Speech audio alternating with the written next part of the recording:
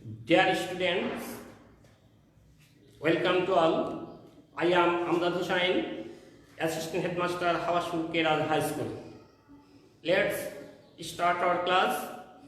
Today we talk about backwards in class 10 English second paper.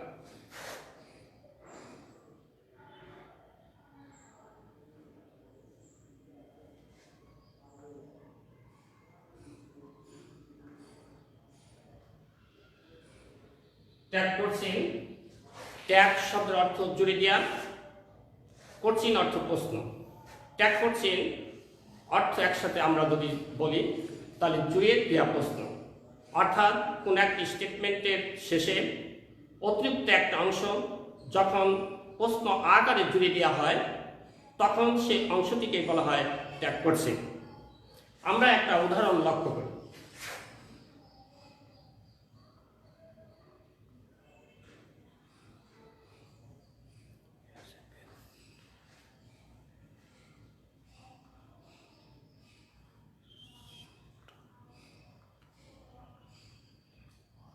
He has done the work.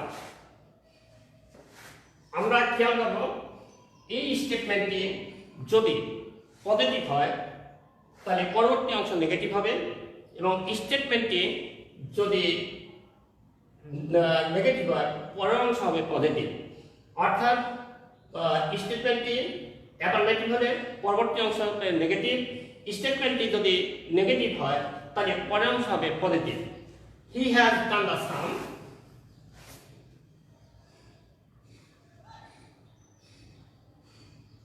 Hasn't he? আমরা এখানে লক্ষ্য করি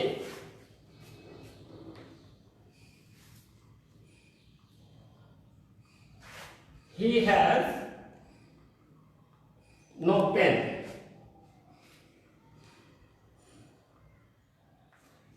He has done the work. Hasn't he? He has no pen. Has he? এখানে আমরা একটা বিষয় খেয়াল করি, স্টেটমেন্টটি যখন শেষ হবে, যখন আমরা ট্যাগ কোচিং করব তারপরে কমা দিতে হবে, এবং তারপরে যদি সাবজেক্টের পরে অক্সিলারি ভার্ব যদি থাকে অক্সিলারি ভার্বের সাথে সংক্ষিপ্ত আকারে আমরা নট যোগ করব। সংক্ষিপ্ত আকারে নট আমরা কিভাবে যোগ করব? আমরা নটের সংক্ষিপ্ত রূপ হচ্ছে এন অ্যাপোস্ট্রফি টি। এটা হচ্ছে সংক্ষিপ্ত রূপ। আমরা অক্সিলারি ভার্বের সাথে আমরা সংক্ষেপে এভাবে নট যোগ করব, এবং এই যে সমস্ত অক্সিলারি ভার্বের সাথে নট কিভাবে যোগ হয় একটু আমি সংক্ষেপে বলি। তিনটা ভার্ব ছাড়া অন্যান্য সকল ভার্বের সাথে সংক্ষিপ্ত আকারে এভাবে নট যোগ করতে হয়। যেমন ইজ যোগ নট সমান is n apostrophe t, is n m যোগ নট সমান আর এন, হ্যাজ যোগ নট সমান হ্যাজেন্ট। ঠিক এইভাবে can, could, shall, should, will, would, এই সবগুলোর সাথে শুধু নট যোগ করতে হবে। কিভাবে? ক্যান নট, ক্যান যোগ নট সমান ক্যান, কুড যোগ নট সমান কুডেন্ট। কিন্তু তিনটা যে অক্সিলারি ভার্বের কথা আমি বলছি সেই তিনটা অক্সিলারি ভার্বকে আমি এবারে আলাদা করে লিখে দিচ্ছি, আর সবগুলোর সাথে এইভাবে আমরা সংক্ষেপে নট যোগ করব। সেই তিনটা verb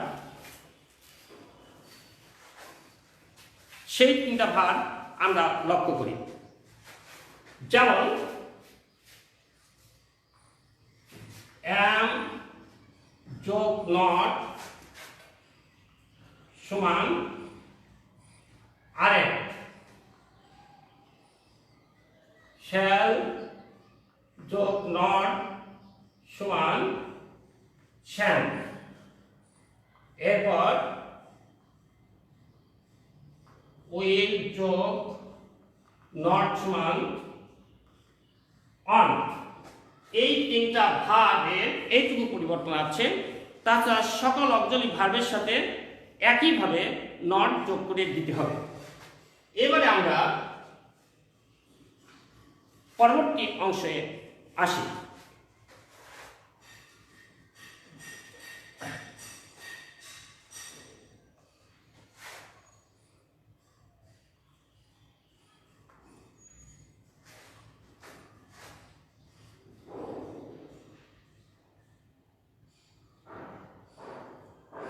Karim was in, Karim was in।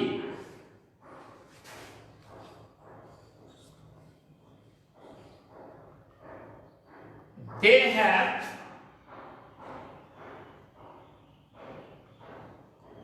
completed the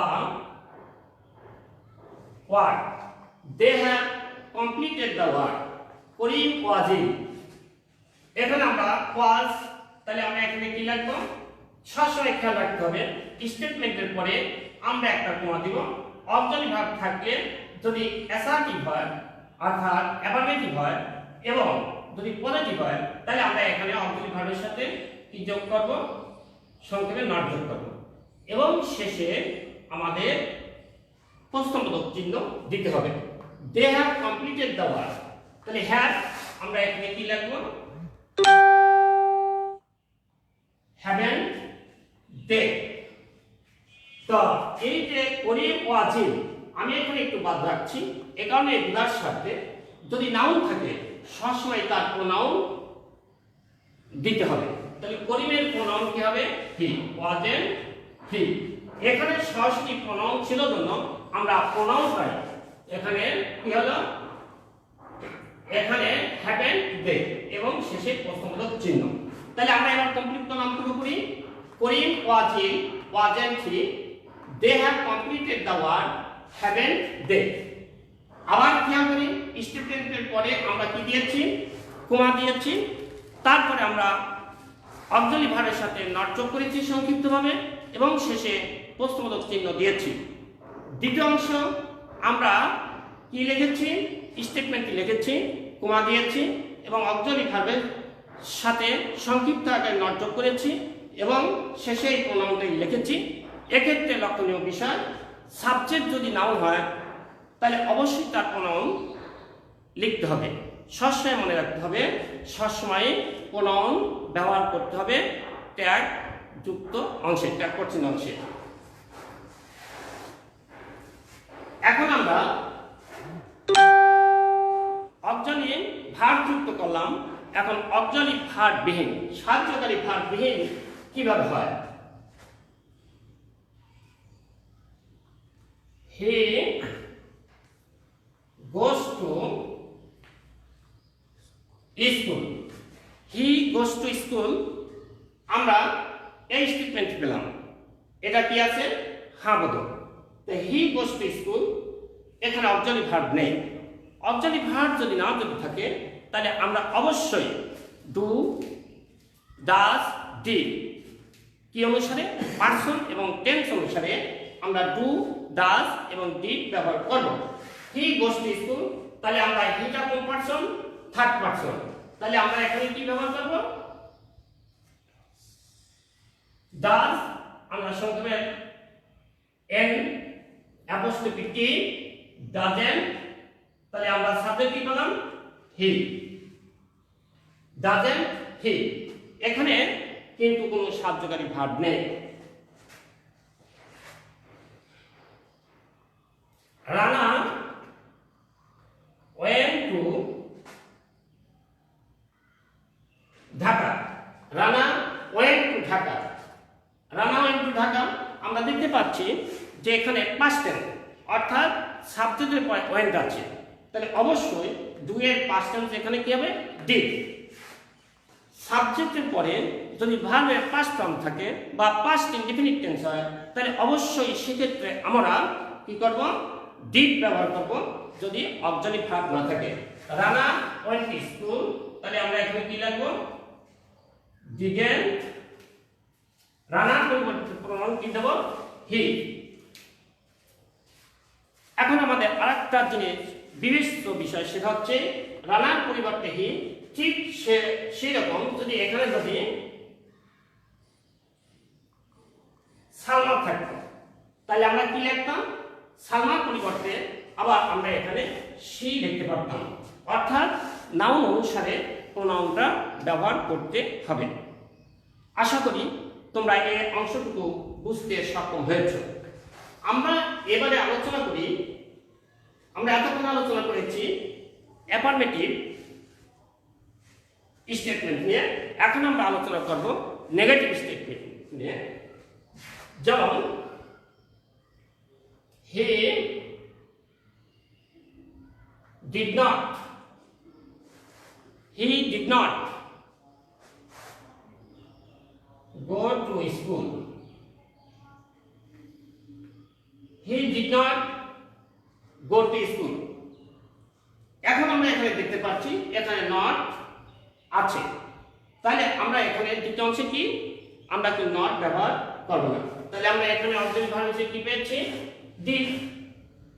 তাহলে ডিড হি প্রোনাউন আমরা ডিড হি ব্যবহার করলাম, শেষে প্রশ্নবোধক চিহ্নটা দিয়ে দিলাম। ঠিক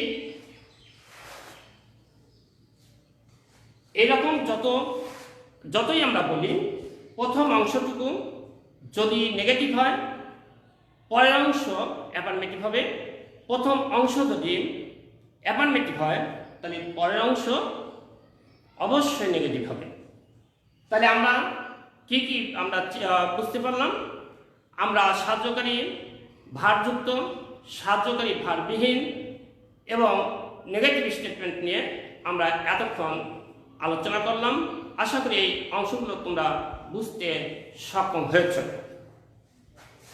আমি এখন আরেকটা কথা তোমাদের স্মরণ করে দিই, সেটা হচ্ছে ট্যাগ করছিলেন assertive sentence, imperative sentence, exclamatory sentence, complex sentence এবং কম্পাউন্ড সেন্টেন্সের সাধারণত ট্যাগ করছেন করা হয়ে থাকে। আমরা এতক্ষণ অ্যাসার্টিভ সেন্টেন্স নিয়ে মূলত কথা বলেছি। এখন আমরা ইম্পারেটিভ সেন্টেন্স নিয়ে আলোচনা করি। তোমাদের সুবিধার্থে আমি বলি, affirmative sentence assertive sentence, negative সেন্টেন্সও কি অ্যাসার্টিভ সেন্টেন্স। অর্থাৎ অ্যাসার্টিভ সেন্টেন্সকে দুই ভাগ করা হয়, একটা অ্যাফার্মেটিভ আর একটা নেগেটিভ। আমরা দুইটি আলোচনা করেছি। এবারে ইম্পারেটিভ সেন্টেন্স। ইম্পারেটিভ সেন্টেন্স কাকে বলে আমরা জানি? যে সেন্টেন্স দ্বারা আদেশ, উপদেশ, নিষেধ, পরামর্শ ইত্যাদি বোঝায়, সেটাই ইম্পারেটিভ সেন্টেন্স। এখন সহজভাবে ইম্পারেটিভ সেন্টেন্স আমরা কিভাবে প্রশ্নপত্র থেকে বা প্রশ্ন থেকে কিভাবে বের করতে পারি? তোমাদের জ্ঞাতার্থে আমি বলতে চাই, ইম্পারেটিভ সেন্টেন্স মূল ভার্ব দিয়ে শুরু হয়। ইম্পারেটিভ সেন্টেন্স ডন্ট দিয়ে শুরু হয়। ইম্পারেটিভ সেন্টেন্স যখন সেন্টেন্স আবার নেভার দিয়ে শুরু হবে, যখন সেন্টেন্স লেট দিয়ে শুরু হয়। এইগুলো দ্বারা যদি শুরু হয় তাহলে আমরা বুঝবো সেই সেন্টেন্সগুলো ইম্পারেটিভ সেন্টেন্স। আমি এবারে বাই রোটেশন তোমাদের উদাহরণ দিই। মূল ভার্ব দিয়ে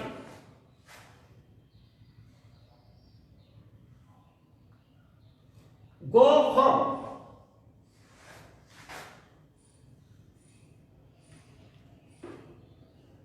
will you go home, will you এখানে কয়েকটি লেখা যায়, will you, want you, can you, can't you ইত্যাদি লেখা যেতে পারে। তবে তোমাদের নম্বর পাওয়ার সুবিধার্থে আমি বলবো তোমরা will you লিখবে। কেন লিখবে সেটা আরেকটু আমি পরে বলব। ঠিক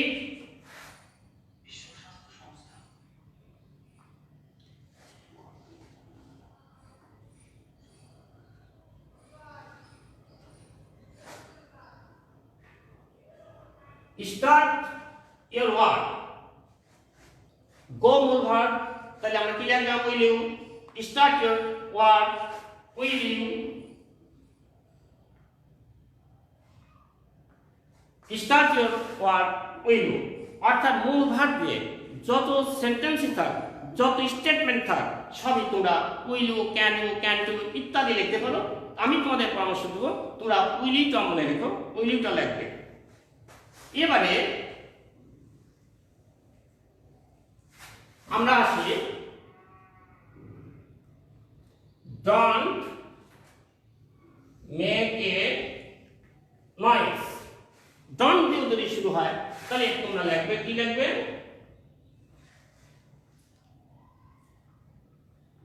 উইল। ডোন্ট দিয়ে শুরু হলে তোমরা কি লিখবে? Will you. ঠিক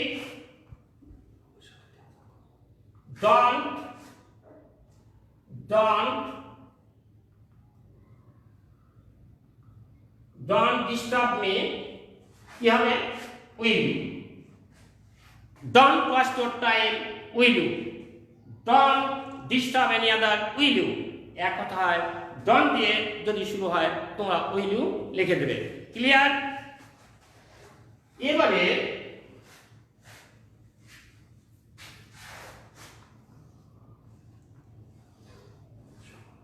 never tell a lie, never tell a lie, কি লিখবে? will। never tell a lie, never waste your time, never দিয়ে যতই শুরু হোক এক কথায় সেটা ইমপ্লিসিট সেন্টেন্স এবং সেখানে তোমরা লিখবে will। আমি এবারে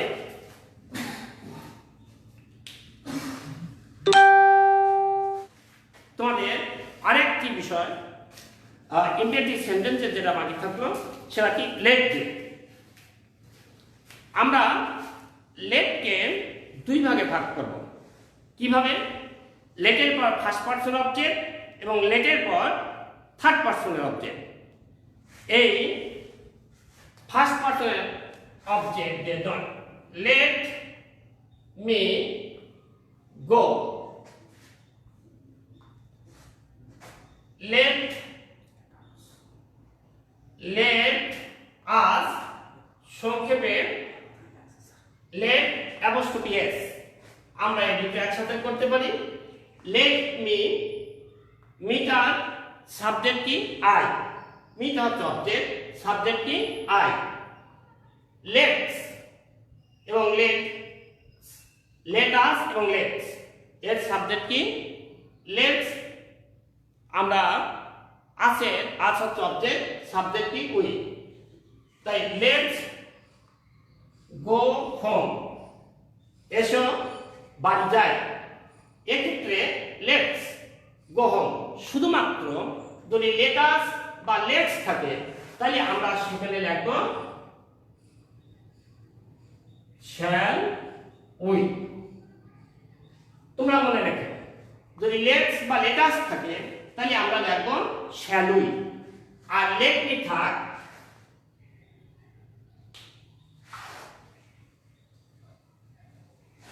অথবা থার্ড পারসনের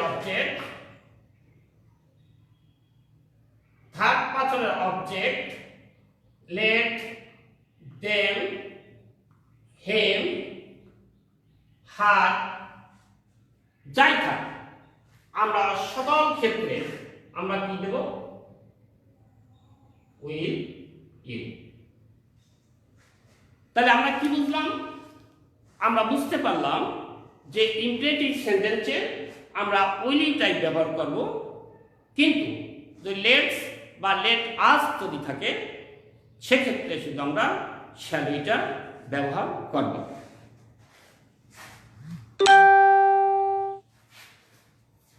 এখন আমরা জানি কিছু মডেল অক্সিলারি ভার্ব আছে, সেগুলো কি কি? ক্যান, could, shall, should, এই যে মডেল অক্সিলারি ভার্ব তোমরা চিনো, মডেল অক্সিলারি ভার্ব যদি থাকে তার সাথে সংক্ষিপ্ত আকারে নট যোগ করে দিলে ট্যাগ করছি হয়ে যাবে। যেমন he can do the, he can do the work, he can do the work, আমরা কমা দিলাম প্রথম স্টেটমেন্টের পরে, আমরা কমা দিয়ে দিলাম, তাহলে কি পেলাম আমরা অক্সিলারি ভার্ব ক্যান, তাহলে আমরা এখানে কি দেব ক্যান। যদি এখানে নট যদি যোগ করি তাহলে আমরা কি পেলাম, এখানে সংক্ষেপে শুধু নটটা যোগ করে দিয়ে দেব। এর আগে তোমাদের সংক্ষেপে যোগ করার আমরা যেগুলো দেখিয়েছি, ঠিক সেভাবে এখানে যদি কোড থাকে, এখানে যদি কোড থাকে তাহলে আমরা এখানে কি লিখবো, এখানে আমরা সেক্ষেত্রে আমরা সিও এখানে সঙ্গে এইভাবে আমরা নটটা যোগ করব। কুডেন, কুডেন কি, কুডেন হি, অর্থাৎ he could do the work, he can do the work, এখানে যাই থাক মডেল ভার্ব হিসেবে যে ভার্বটাই থাক তার সাথে শুধু আমরা সংক্ষিপ্ত আকারে নটটা যোগ করে দেব, তাহলে আমাদের ট্যাগ করতে হয়ে যাবে। শুধুমাত্র আমাদের খেয়াল করতে হবে যে স্টেটমেন্টের অংশটুকু যখন স্টেটমেন্টের অংশের যে সাবজেক্ট থাকে সেই সাবজেক্টটা কোন অবস্থায়, কারণ নাম আছে first person, second person, third person, third person যদি হয় কোনো ব্যক্তির নাম, কোনো বস্তুর নাম, এইরকম কিছু না। এখন আমরা আসি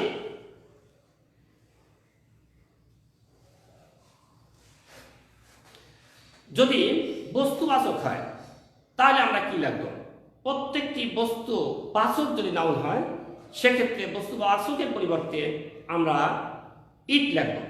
আমরা জানি বস্তুর পরিবর্তে ইট বসে, শিশুর পরিবর্তে ইট বসে, ইতর প্রাণীর পরিবর্তে ইট বসে, প্রনাউন। এক কথায় যার পরিবর্তে যে সকল নাউনের পরিবর্তে যে সকল শব্দের পরিবর্তে ইট ব্যবহার করা হয়, ট্যাগ করছে ঠিক একইভাবে সেই সকল ক্ষেত্রে নাউনের ক্ষেত্রে ইট ব্যবহার করতে হবে। যেমন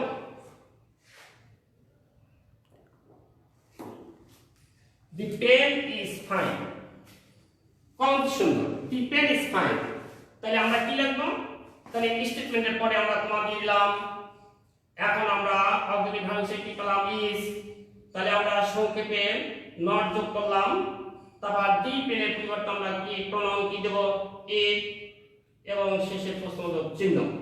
তাহলে দি পেন ইজ ফাইন আমরা পুরোপুরি স্টেটমেন্টটা লিখে কমা দিয়ে দিয়েছি, এবং অক্সিলারি ভার্বটা নেওয়ার পরে তার সাথে আমরা সংক্ষেপে নট যোগ করেছি, তারপর দি পেনের প্রনাউন হিসেবে আমরা ইট নিয়েছি।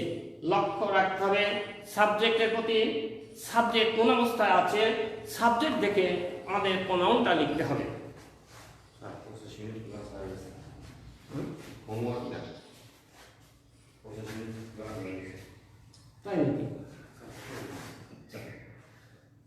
এখন তাহলে তোমরা আজকে কি কি শিখলে, আমরা ট্যাগ করছি যে বিষয়গুলো আমরা জানলাম, অর্থাৎ মূল ভার্ব দিয়ে সাহায্যকারী ভার্ববিহীন, সাহায্যকারী ভার্ব যুক্ত, নেগেটিভ স্টেটমেন্ট, আমরা ইম্পারেটিভ সেন্টেন্স শিখলাম, ইম্পারেটিভ সেন্টেন্সের বিভিন্ন দিক আমরা শিখেছি।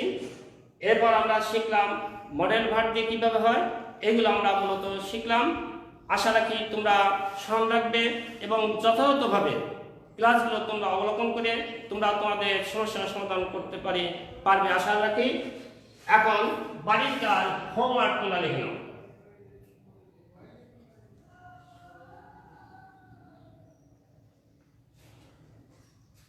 Homework,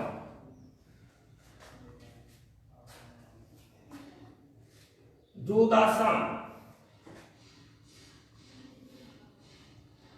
open the door,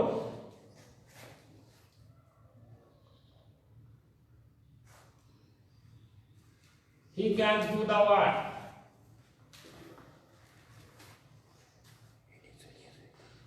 Done. Karim is my friend.